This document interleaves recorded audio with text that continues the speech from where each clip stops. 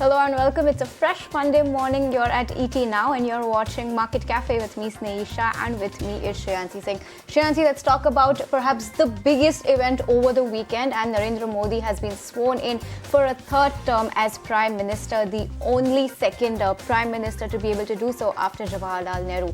Largely relying on his coalition partners after the Bharatiya Janata Party failed to the parliamentary majority on its own in a surprise outcome.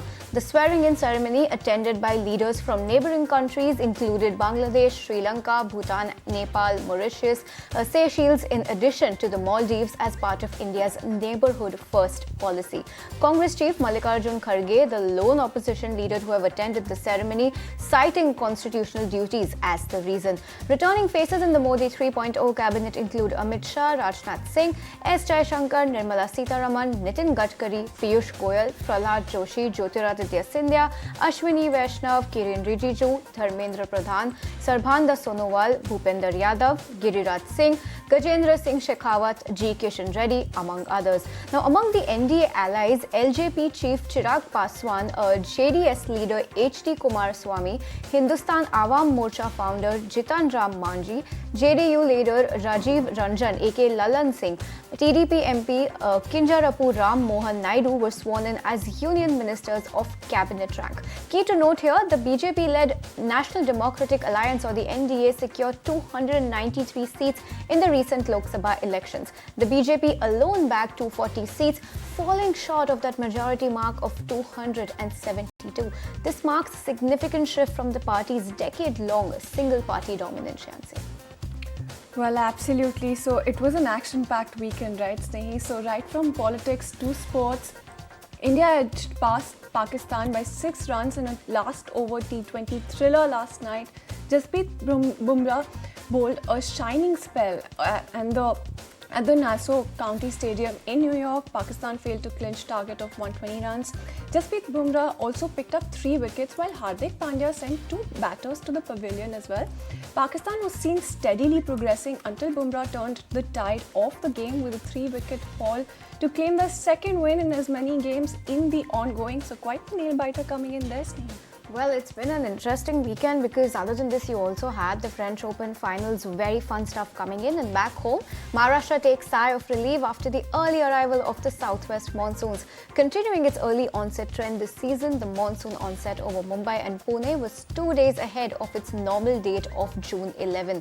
The IMD in phase has warned of pickup in rain activity over the next 48 hours. With the monsoon onset, a red alert has been issued with chances of extremely heavy rainfall over coastal Karnataka, Konkan as well as Madhya Pradesh. Heavy rainfall will continue over these regions during the week ahead. Said areas will remain under an orange alert until tomorrow. Well, absolutely, but let's also take stock of what is happening globally and what kind of handover we have, right, Snehi? So tell us what really happened with the Wall Street. Quite a winning week that we're coming off, right? Absolutely, winning week when you take a look at the overall week last week. But if you take a note of Friday's session, the indices have ended slightly in the red, but not much to worry about because US stock futures were little changed last night after a winning week as traders looked ahead to the Federal Reserve's interest rate decision and May inflation data. Wall Street is coming off a positive week for the major averages, with the S&P 500 having touched a record intraday high on Friday. The broad market index advanced 1.3%. Meanwhile, you had Dow that registered a 0.2% gain, almost 0.3% gain coming over there. Nasdaq has climbed almost 2.4%. Notably, it was Nvidia that notched another 10% advance last week as enthusiasm for the artificial intelligence darling pushed the chipmaker past the $3 trillion market capitalization for the first time. However, the Fed's latest rate decision and May's consumer price index are expected Wednesday, and they could prove key tests for the markets, especially after Friday's strong job reports continued to suggest that the central bank could hold off on lowering rates. Investors will pass through the Fed's updated projections on the timing and frequency of rate cuts. Markets are now pricing in one rate cut this year coming in November. This is according to the CME Fed Watch tool.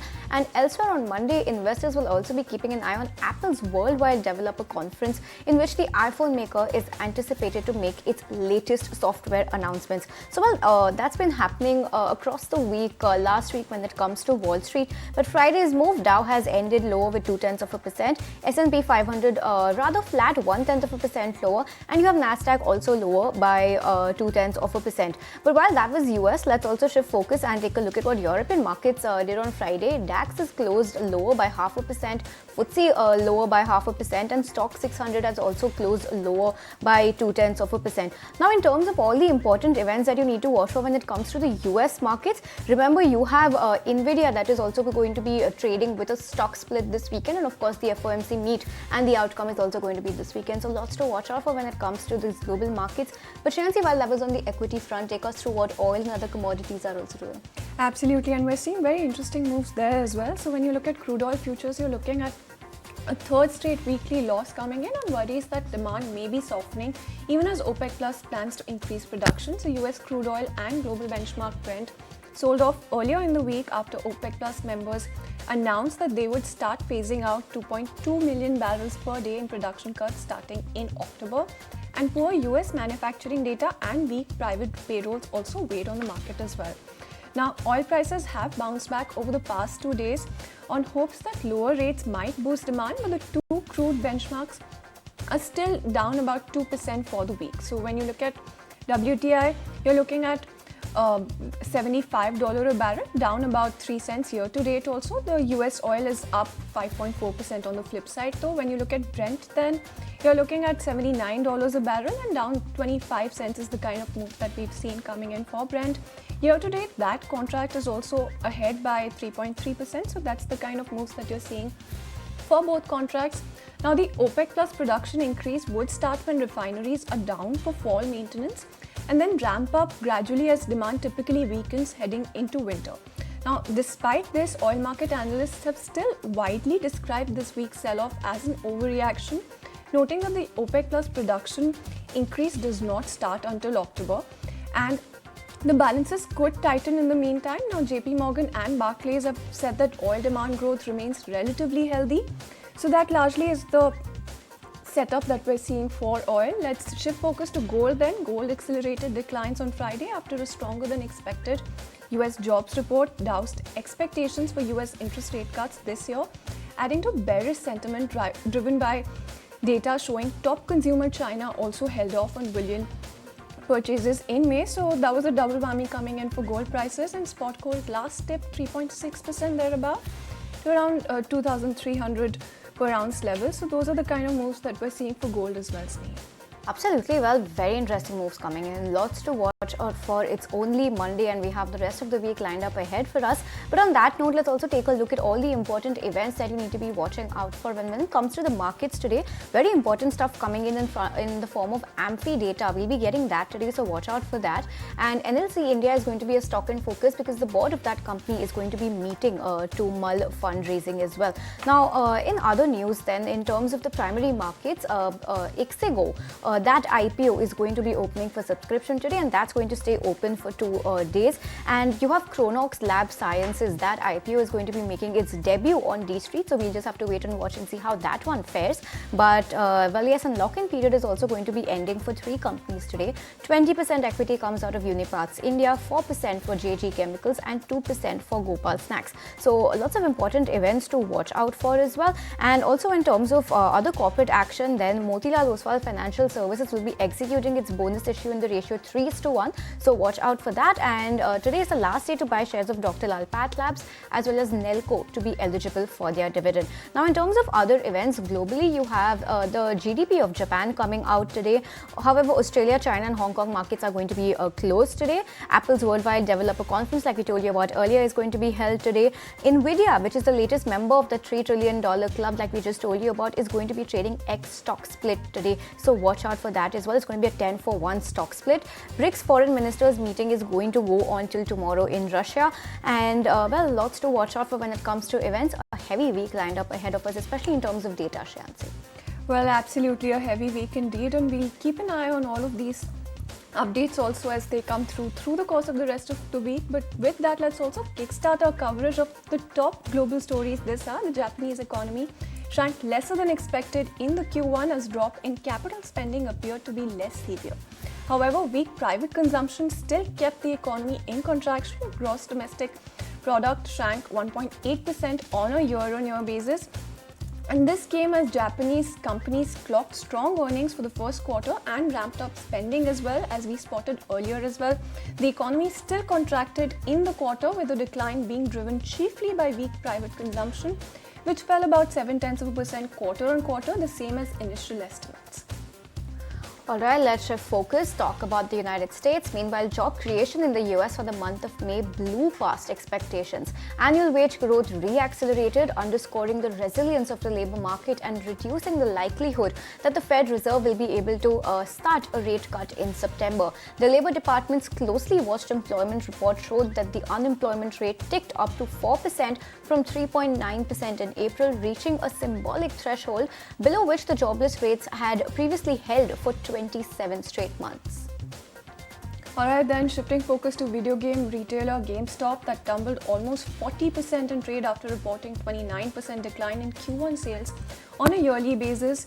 The company also shared its share sale plans and said it plans to sell an additional 75 million sales. Additionally, stock influencer Keith Gill, popularly known as Roaring Kitty, conducted his first live stream in 3 years and shared his confidence in the retailer and said he believed that the company was in the middle of its turnaround plan, but the comments failed to spark investor enthusiasm at the same time.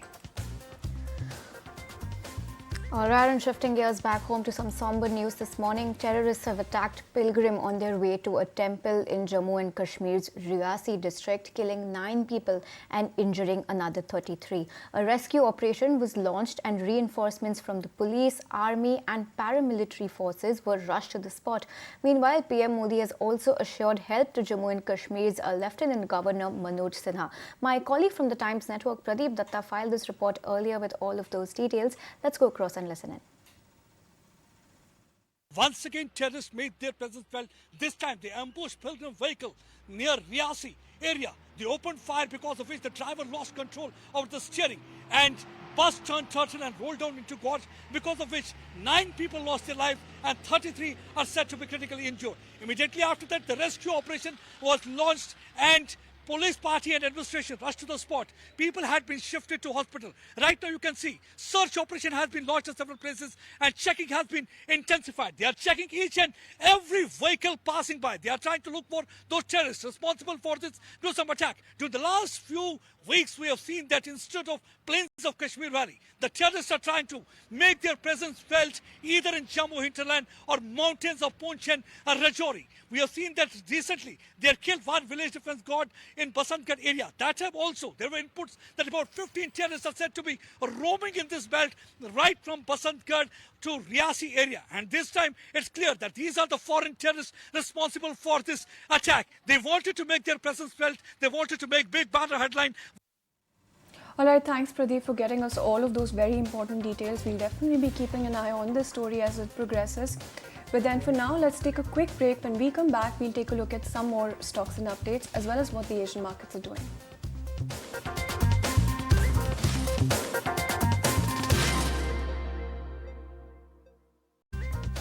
Hi there, welcome back. You're still watching Market Cafe on ET. Now let's take it across to my colleague Janai, who's standing by with a list of all the stocks that could be potential buzzers in today's trading session, either on the back of block deal alerts or their individual news flows. Good morning, Janai. Take it away. Well, yes, good morning.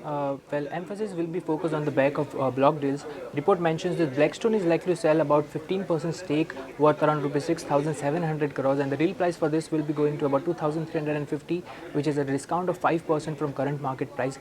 Raymond will be focused as company will be developing a residential project in Bandra East with a revenue potential of about 2,000 crores. KEC International receives orders worth around 1,061 crores across its various businesses.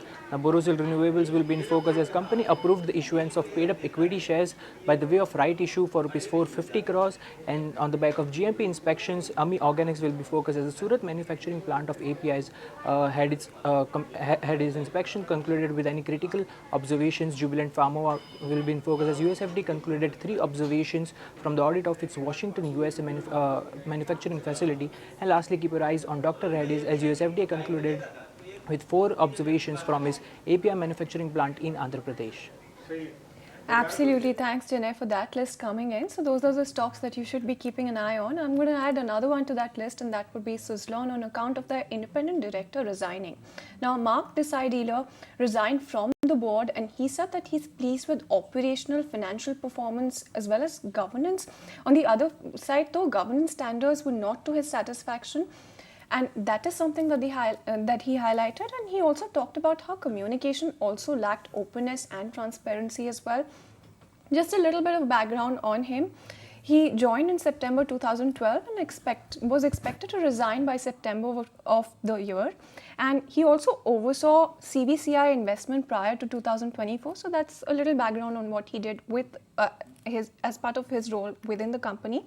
Let's also take a look at the key takeaways coming in from the con call then.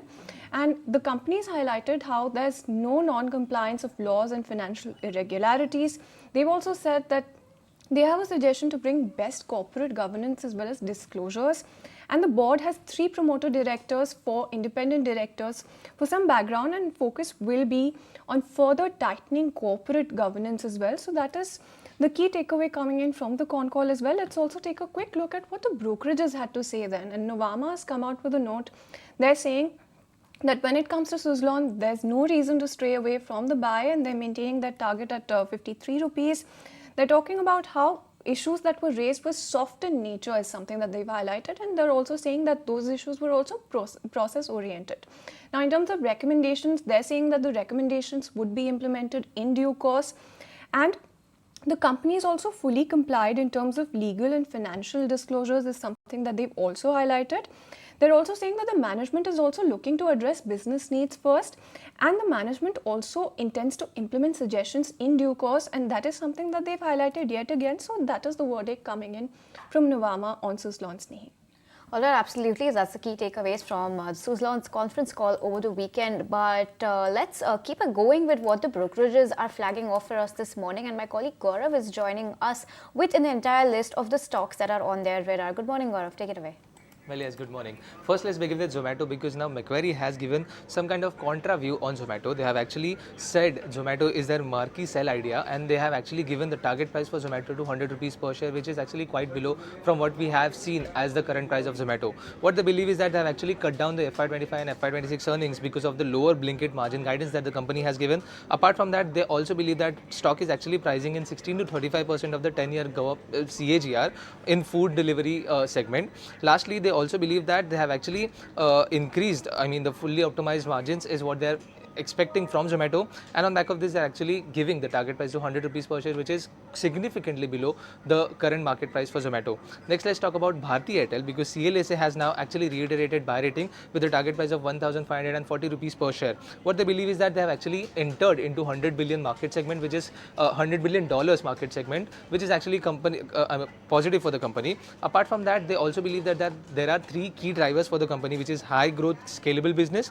strong management, and lastly, the global competitive edge that the company has. And on back of this, now they have reiterated buy rating on Bharti Airtel. And lastly, let's talk about Delivery, because Macquarie has actually toned down their conservative view, constructive view on Delivery. They have actually downgraded the target price to 460 rupees, which was previously set at 560 rupees. What they believe is that the bear case scenario for this stock is somewhere the stock price somewhere near 270 rupees, while the bull case could be 860 rupees, which is contingent on the express parcel volumes. What they believe is that the insourcing push from partners like Meesho is actually dampening the profitability for Delivery, and on back of this they have actually now cut down the target price. So all in all, we are getting some strong views on the back of the news flow coming up from the companies, from brokerages. So definitely watching out on all these companies and see how they perform for investors in coming days.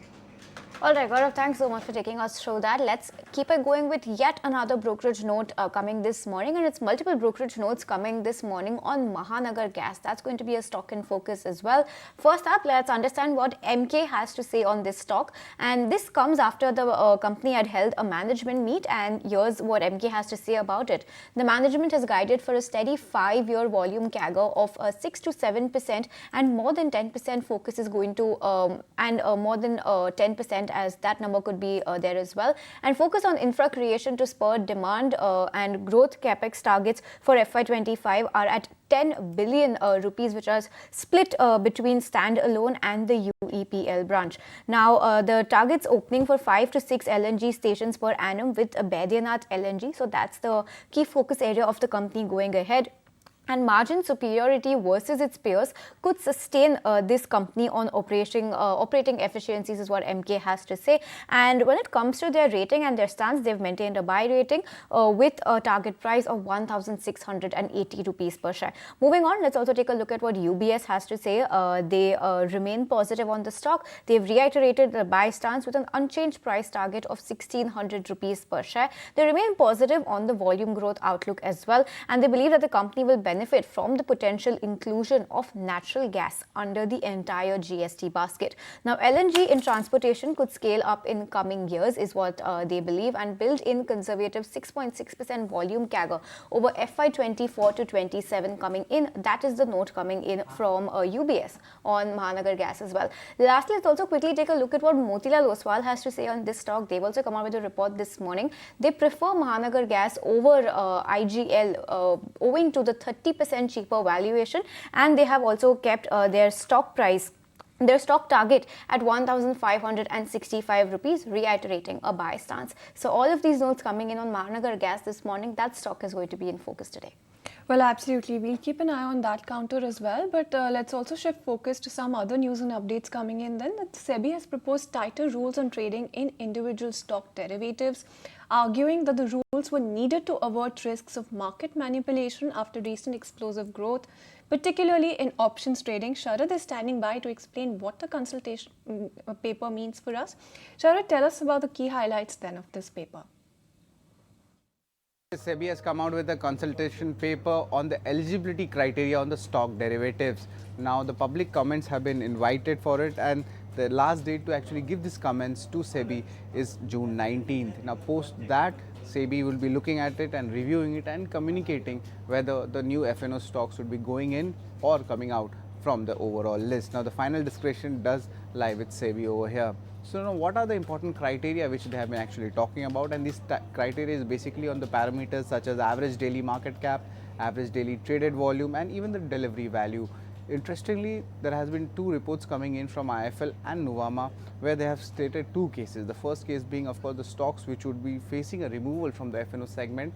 The list is large, but we have picked up some stronger names over here. That includes Abbott India, Bata, Berger Paints, Deepak Nitrite, Granules India, and also coming to the list we are having from the financing space, Canfin Homes, JK Cement, Dr. Lal Path Labs, United Breweries, and Sun TV. So the stocks which I just spoke about is for the stocks that could face removal from the FNO segment. Now, also moving on, we are having the stocks which could enter the FNO segment, and the list is huge, but we have taken top 15 stocks as we have compiled these names. This includes the names such as Zomato, Yes Bank, Jio Financial Services, Varun Beverages, and even BSC. Also making it to the list, we are having CG Power, Paytm, PB Fintech, Swan Energy, and Angel One. Last of the 5 stocks which we have picked up from the list includes Poonawalla FinCorp, Nykaa, which is FSNE e-commerce, Titagarh Rail, KEI Industries, and lastly JSW Infra.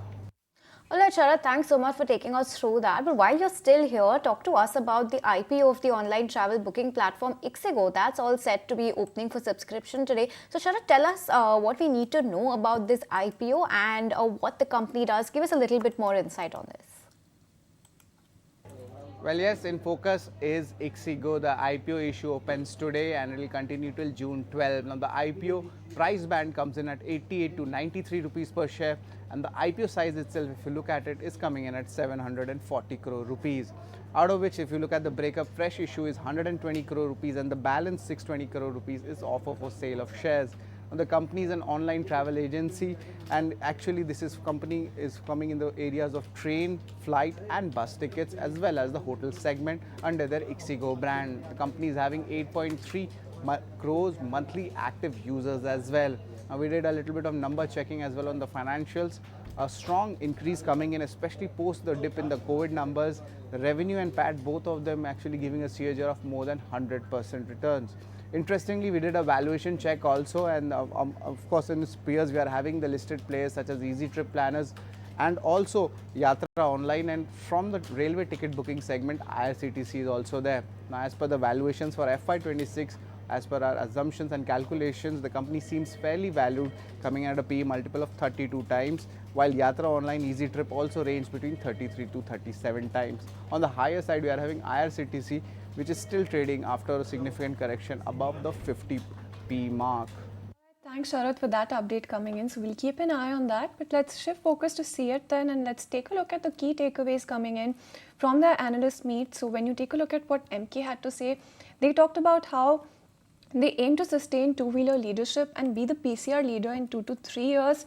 In terms of the share of exports, they're looking at targets coming in revenues of up to 25%. Now this compares with the 19% right now, and when you take a look at the revenue as well, the targets that are being highlighted are to the tune of about 15,000 crores on full utilization of current capacities. And in terms of what MK had to say about greenfield, then they're saying that there is no need for greenfield in the four-wheelers or two-wheelers in the next 3 to 4 years for four-wheelers, and for two-wheelers for 2 years. Now let's also take a look at what Nuvama had to say then, and what Nuvama is saying is that their target price is unchanged, and they're also maintaining a buy. Target price is at 3,000 rupees, and they're also talking about how their financial year 25 volume growth is likely to be in high single digits to low double digits as well. In terms of exports then, for financial year 25 exports, they're talking about how they're going to be growing in double digits. And in terms of tire realizations, they're looking at an improvement coming in on premiumization as well as electrification. When you talk about their raw material costs, what Nuvama is highlighting is that that shall rise 3 to 4% in the Q1 of financial year 25 due to higher input costs. So that largely is the takeaway coming in from Nuvama as well. So those were the takeaways coming in for Snehi. All right, well, let's also take a look at what our market experts had to say when it comes to the volatility that we've seen in the markets last week. Remember, financials have done well so far. FMCG and consumer space has been a sector that has stood like a rock, even on the day the markets were lower by 8% after the election outcome. And speaking of the election outcome, now that that is behind us, how do we go ahead from here? How do we navigate the markets? And what's your best way to play the current situation in the markets? Let's go across and listen into a whole host of market experts who have their advice on all of these questions. Listen in. CASA ratios in the private sector banks are now in the 30-40% range. You've got the extent that public sector banks are now more fundamentally in a better fundamental position because of the Bankruptcy Act. They represent more competition. So I don't think it's the case of the private sector banks being disasters. It's just that they may never be, I've seen they may not be the stellar outperformers they were in the past.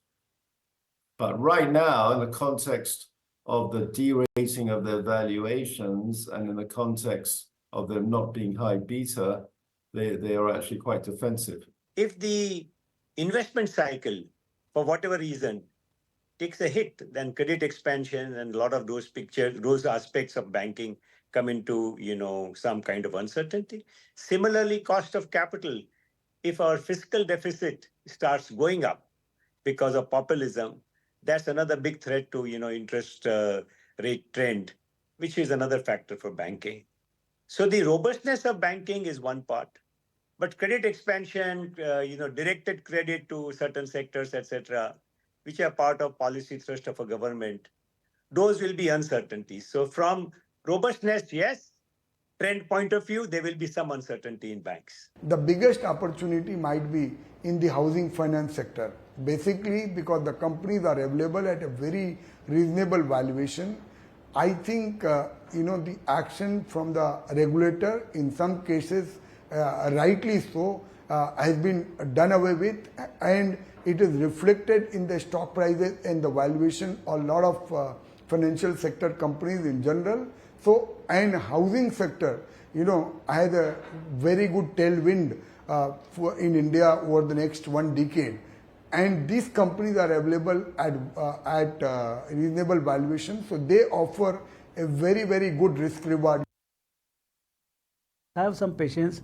I think let's have some appetite for some more correction. I would say another 5-10% correction on the downside. And I hope it is only 10%. And then I think corporate earnings, I mean, dialogue will change, new government will come, and the corporate earnings, the winners will come, maybe some change in policies will happen. I would think that with this mandate, we will not have a great year in terms of the bulk of the time will go in correction, and whatever excess return we had in last 2-3 years, part of that we have to give in next 12 months. I'm preparing my mind for kind of very low return or no return for in near future. I think if we remain constructive for India from a longer term perspective, I think these are great buying opportunities. And I will generally like these things, whenever a fraud get built, you give you sharp correction and all weak players are out. So again, market becomes a healthy. Now, this statement, people will not like it at this point in time because everybody's portfolio will hurt very badly. But the point is very important, the way when we look at from the institution perspective, these are great opportunities to build or reconstruct your portfolio. Long-term trend of Indian economy, I do not think is here to change. The most important development in the last few years, or last couple of years maybe, was the trend in investment cycle. As long as that investment cycle does not get dented, I think the Indian story will continue. It was a laggard sector was FMCG. So it's not that there were any big build-ups or any over ownership. This was a space where there was under ownership. And even to get to equal market weight, you will kind of have to see the kind of buying you're seeing today. So yes, there will be a need. The government will have new priorities. There will be some learnings, and the sense is that there is going to be a lot more rural push. Based on that, there is a pickup in FMCG spaces. The only place we are underweight is consumption because by nature we are a little bit value conscious, and most of the companies there used to trade at a slightly higher multiple. But obviously in this kind of a scary scenario which is being built in, they are the ones who are doing very well. The way I look at it is that if we were to still broadly view this entire short-term narrative, the short-term narrative is that probably there's going to be a lot of subsidies, there might be a change in terms of how government looks at budget, and that could essentially potentially push some consumption. So is FMCG the right way to look at it? Is the right sector to basically invest? I think there are other ways to invest. You could probably invest in autos for that. You could invest in consumer electrical durables, small value discretionary for that, because those are sectors which are relatively cheaper and have faster earnings growth than your FMCG. So FMCG is not like something that is you should be hiding in. There could be short-term trades around it. You should sell those trades. Or rather than that was the word coming in from the experts on consumption. But with that, we're completely timed out on this edition of Market Cafe on ET Now. From me, Shreyansi Singh, Snehi Shah, as well as the entire team that put this show together, thank you so much for tuning in.